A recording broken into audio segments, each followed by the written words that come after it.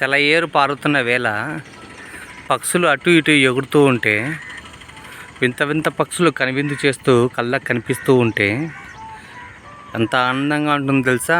ఉదయాన్నే చుట్టూ టెంకాయ చెట్లు, మీకందరికీ చిన్నప్పటి జ్ఞాపకాలు గుర్తే ఉంటాయి.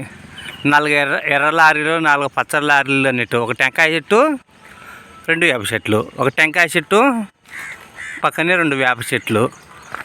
ఇటువైపు కూడా అంతే, ఒక టెంకాయ చెట్టు, వేప చెట్లు.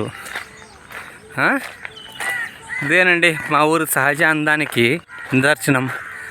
ఇలా కుడివైపు తిరిగారనుకోండి పెన్నా నది. అలాగే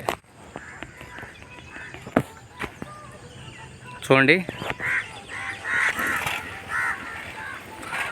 కాకులు చూడండి, కావు కావు అని ఎగురుతూ ఇటు అటు పొద్దున్నే మార్నింగ్ వాక్ చేస్తున్నాయి. అది